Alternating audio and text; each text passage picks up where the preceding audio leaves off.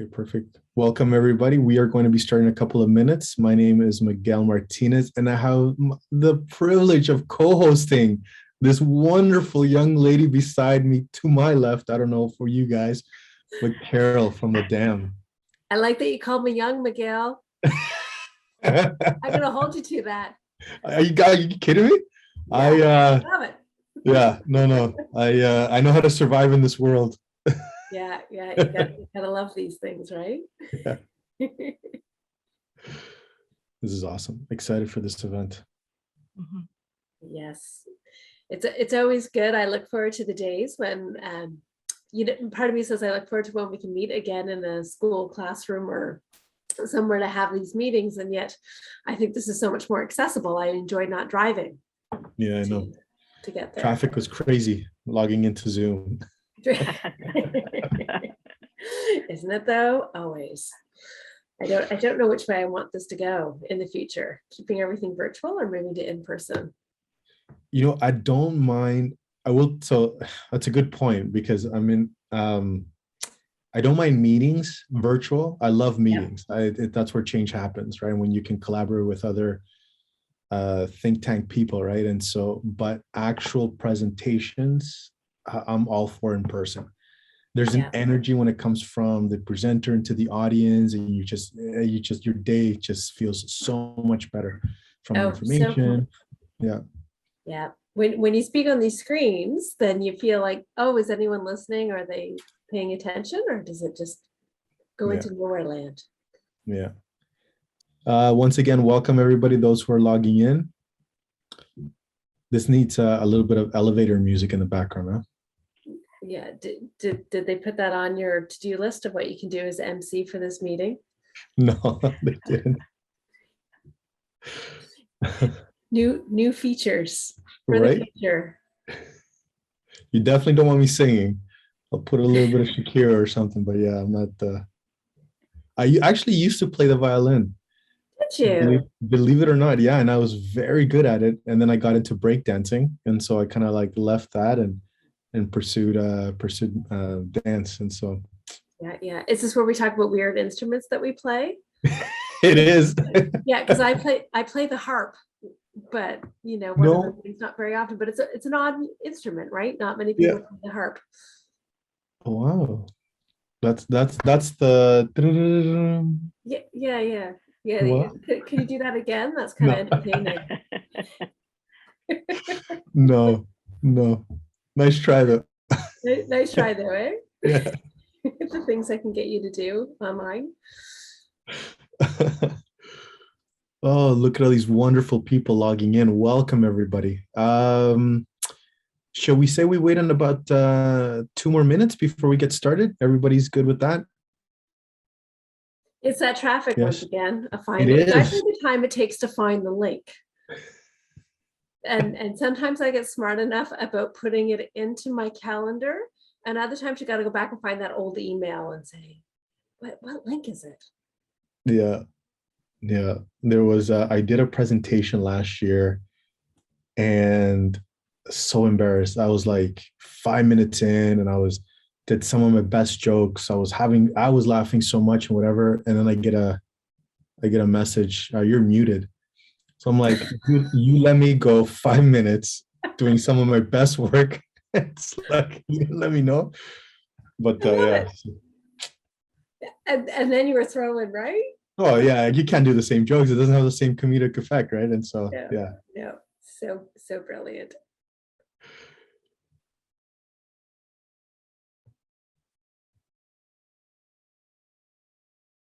Okay, look at this.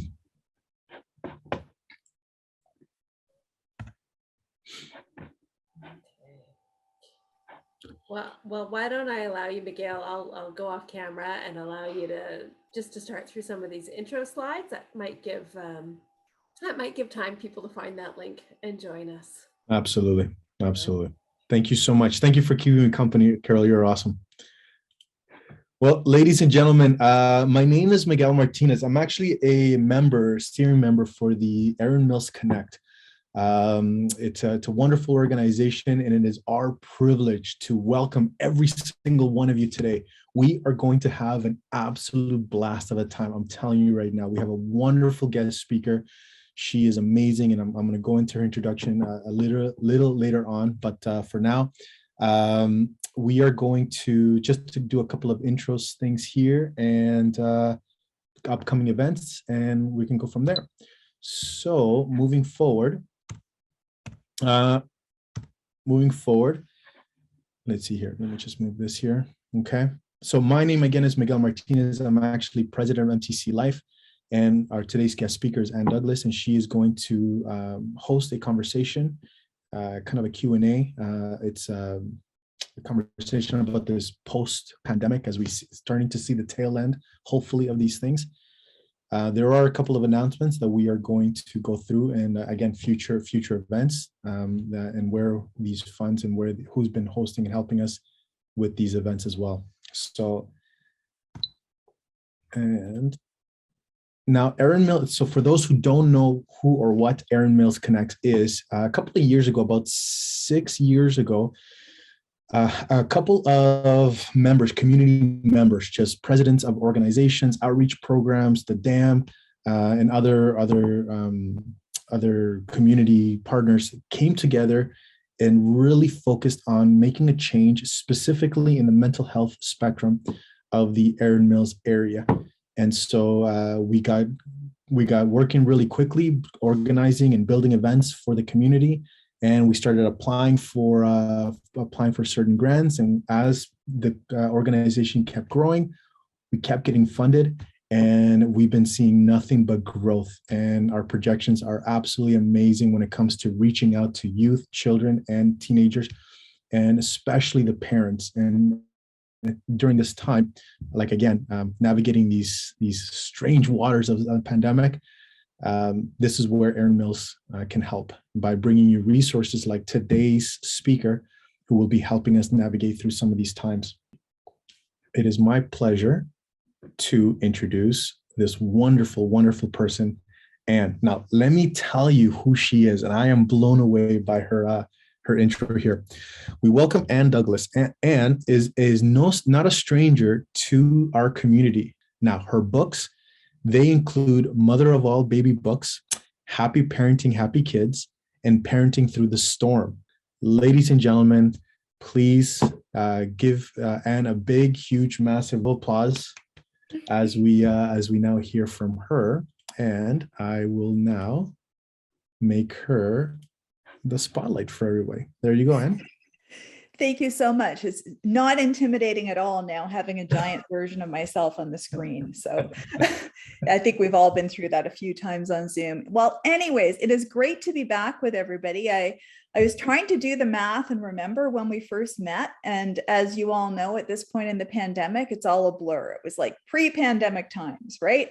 And I had the pleasure of actually being back in Mississauga in the Erin Mills area last week. I took about 5 days to go and visit my dad and go for walks in the Rattray Marsh. So I feel like I'm really feeling the Erin Mills vibe at this point.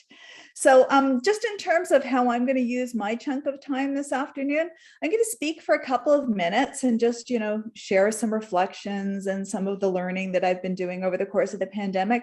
And then we're going to go into a wider discussion, a conversation, which for me will be the most rewarding part of this whole conversation this afternoon. So, but I did want to tell you a little bit about, how I've been spending my pandemic. I think it's relevant to what a lot of us have been doing lately. I guess when I think of sort of what I was doing work-wise as a human, like everybody else, I was trying to survive the pandemic, stay safe, not get too discouraged and so on. But I also had a couple of work projects on the go. So in the early part of the pandemic, I did a lot of speaking to virtually, of course, but to groups of parents and professionals, and just really tapping into sort of like the challenges that people were facing as the situation continually changed and evolved, which for me, I think was the hardest part, the uncertainty and the fact that the rules of the game were constantly changing. So I was having those conversations, and I also was researching and then writing a new book, which is for and about women at midlife. A key plank in that book is about, care work and the disproportionate load that is carried by women in our society, just because of, the way we're socialized and structural factors, all of that kind of stuff. And it's funny, just because of the timing of these conversations, that thread just kept getting amplified through my conversations with women. So I should tell you about my research process. Anybody who's read any of my earlier books knows that I really rely very heavily on stories from people. It's sort of my method of learning about an issue, and it's frankly the most interesting way for me to do research. So I started out intending to interview about 50 to 60 women for the book, and I ended up overshooting. And when I say overshooting, I'm talking about, I think the final number of conversations I had was something like 112 interviews that I did. And they were really in depth. They were, heart-to-heart conversations, mainly via Zoom, a few via telephone, and for a couple of people via email. But basically that chance to sort of, connect in the moment and talk about what I was thinking, feeling, and learning, and to learn from these other women. And so I really feel like those conversations were a huge gift to me. For starters, they really helped to relieve a lot of my pandemic-related loneliness. I think that was another really hard thing that we faced during the pandemic, that sense of isolation and being cut off from our fellow humans at a time when so much was happening and we needed somebody else to help us process some of what was happening, right? The conversations and having this book to research and write really gave me a sense of purpose.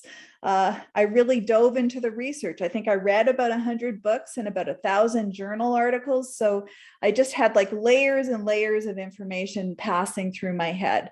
And I think that also having these conversations with all of these women really helped me to zero in and reflect on what matters most to me in life, and hammered home once again the gap between the way we want to live our lives and what is actually possible in this moment in our culture. And, as I alluded to earlier, sort of the fact that care work isn't valued enough in our culture, and how that disproportionately disadvantages women in times of struggle, like what we've been going through for a year and a half. And of course, some women more than others, depending on family circumstances and all kinds of intersectional factors.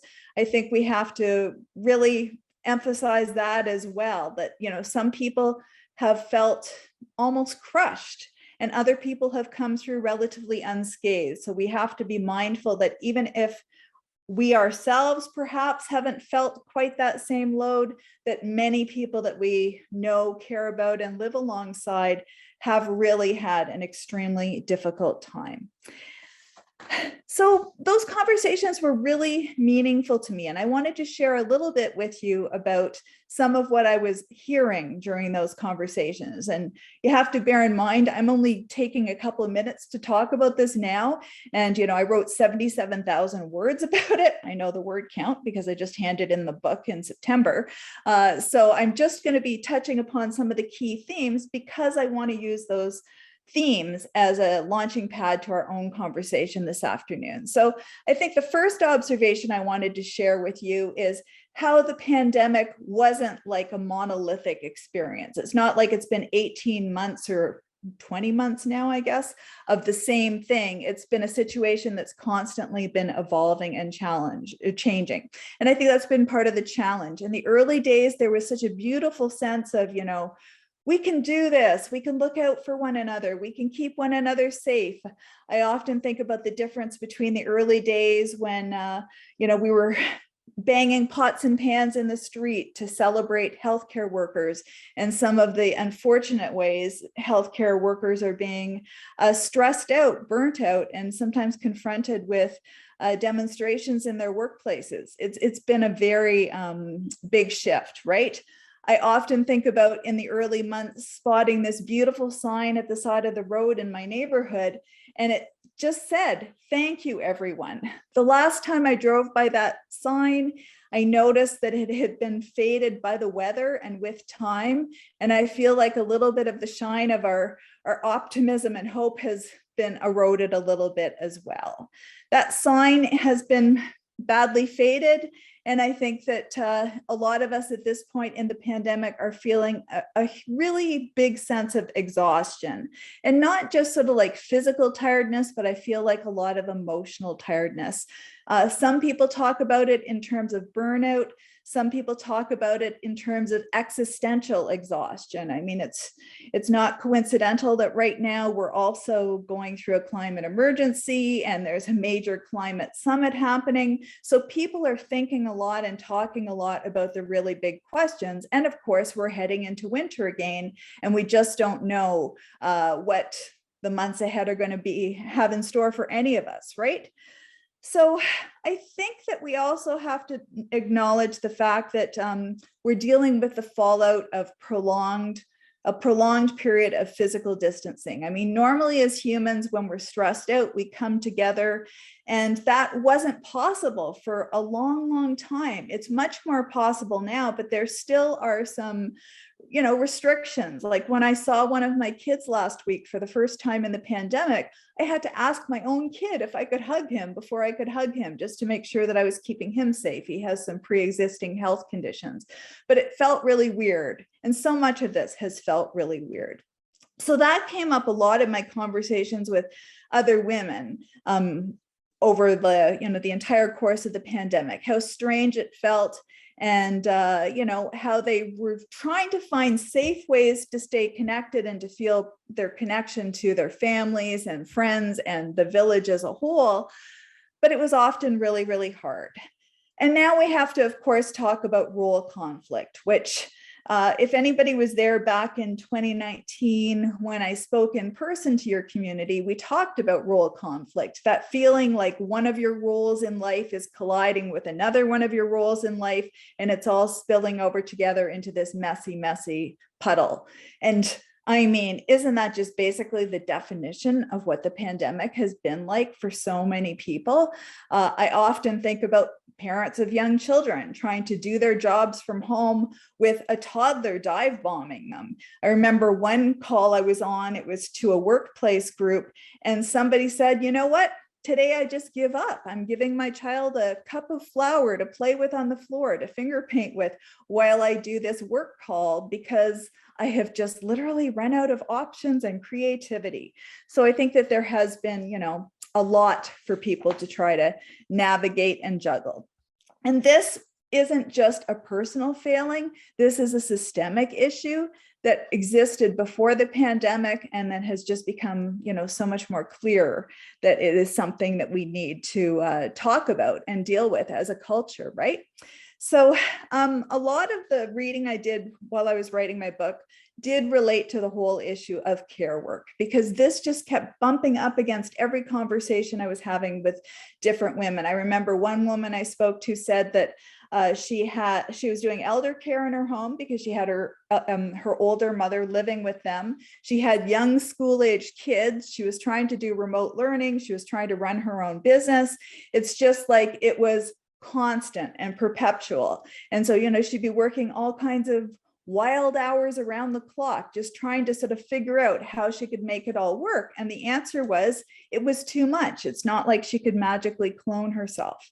And so I think that I just wanted to share a few of the sort of research points I came across related to this, because I think we sometimes forget the extent of the work that is happening when we talk about care work. The Canadian Centre for Policy Alternatives said in a 2019 report, one of the major forces contributing to the gap in men's and women's work wages is the unequal distribution of unpaid work. Women in Canada continue to spend much more time on unpaid care work than men do. The difference is even greater when we take into account that women often perform unpaid work alongside other activities. So in other words, when they do these time use studies, you can often you can only pick one activity. So if you're making dinner and helping a kid with homework and doing something else in the background, you only get to pick one of those things. So a lot of the care work of childcare or elder care doesn't even get picked up in the data, which is quite fascinating. And when you consider that Oxfam has found that women undertake more than 3/4 of unpaid work that is done in the world and make up 2/3 of the paid care workforce, like, this is a mammoth thing.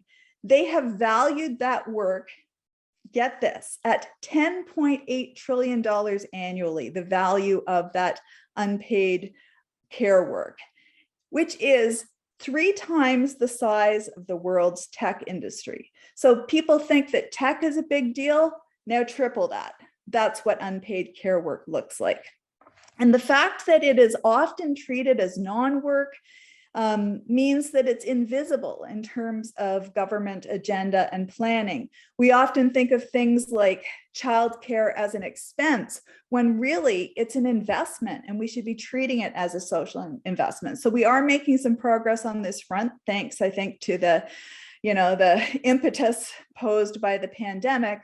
But we really do have to insist that we find a way to value care work, or we're never going to close some of these, these ways, these structural inequities in our families, in our workplace, and in our world. Because as we found during the pandemic, when somebody had to take a step back to deal with a sick family member or a child whose childcare center closed down, almost always it was the woman, because women are expected to do this work socially, and because we are traditionally paid less than men because we're expected to do that care work. And there's this sense that women are, quote unquote, less committed to the workforce, or can, be expected to sort of like step in and step out at will. So again, lots of big structural issues.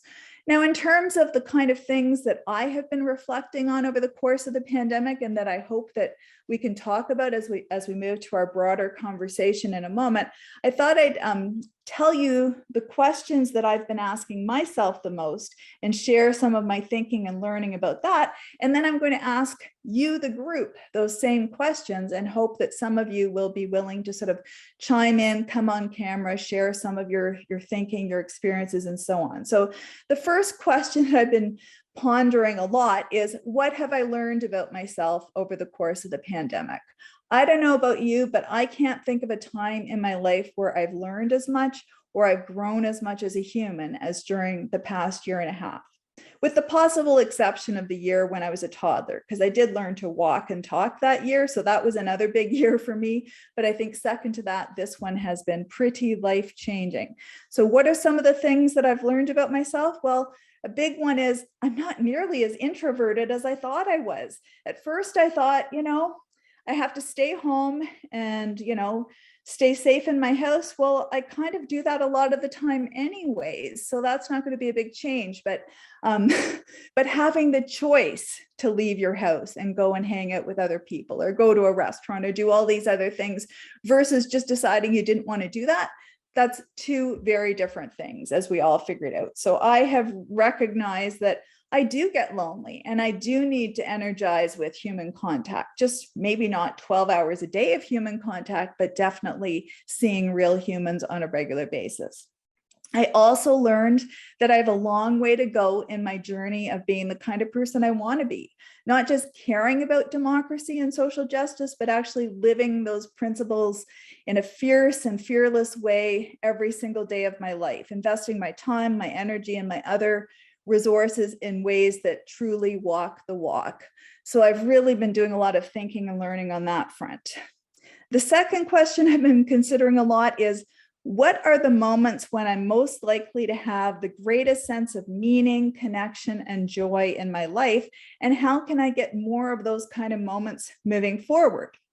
Well, at the top of my list is, I love having one-on-one conversations with other people about stuff that really matters to me. Conversations that really go deep and get at the the very essence of what it means to be a human. Those are the kind of conversations I had with a lot of the women I interviewed for my book. And last week, when I was in Mississauga and I was going for walks in the Rattray Marsh with different friends, those were the magical kind of conversations that I was able to have. And I realized, like, there's just nothing better than having one of those heart-to-heart conversations with a fellow human. I think that relationships mean everything, and especially right now. Those face-to-face get-togethers, they are so much better than a Zoom call, I say, as I'm on a Zoom call, but we have to be real about it, right? Like, there is something about human connection and being able to read one another's body language and just being in the physical presence of one another. Also, I figured out that time in nature means so much to me. When I'm out there in nature, I'm inspired to think about the big picture and to, just drink in the wonder and beauty of the world, to take in the fact that having this life and being on this planet is an incredible gift, and not taking that gift for granted. I also noticed that I get excited by learning new things. So yes, writing a book was the perfect pandemic project for me. Ditto for, researching all kinds of different things and trying to learn new things on a daily basis. That's when I feel really happy and really alive. And the third question I've been mulling over a lot is, what do I want for myself, my family, and my community moving forward? Now, prepare yourselves. This is going to be a little bit utopian, but those of you who know me, you would expect nothing less, right? So my big picture dreams and hopes that I refuse to compromise on anytime soon are justice, kindness, connection, for us to be better people and kinder and much more just in our dealings with one another and throughout the global world. I want democratic and economic systems that bring out the best and not the worst in other people. And I want us to recognize and celebrate our differences while also being united in our shared humanity. And right now, especially, our call to be better stewards of the natural world. So I just want so much. I want things to be so much better than they are right now. And that's the little refrain that has been going through my head through the entire pandemic.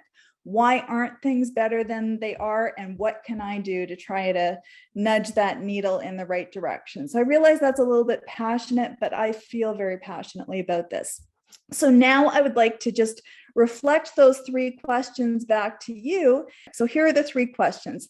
And don't feel like it's like a three-part essay question that you have to answer. If you even just want to touch one little bit of this, I would be so grateful. So first of all, what have you learned about yourself? Secondly, what are the moments when you felt that your greatest sense of meaning, connection, and joy during the pandemic? And what can you do to get more of those moments moving forward? And what do you want for yourself, your family, and your community moving forward? So I'm going to throw it all out to you guys, and let's hear what people have to say. Well, people think, maybe I can I answer one of them? Yeah. Okay, so one thing that I've learned about myself is that I'm actually stronger than I thought. It's been very, very interesting now. And when I say strength, I don't mean my own strength. I mean the people who I surrounded myself with. I love going to the gym. I don't know if you can tell, but one thing is that I'm always able to lift more when I have someone with me. They can spot me. They can help me do a couple of more reps or a couple of more sets. And what I've found about myself is that I really needed to rely on people, whether it be family, friends, or even strangers, to kind of hey, can you help me? Or do you want to connect? Or do you want to have a Zoom call? Or just reaching out. And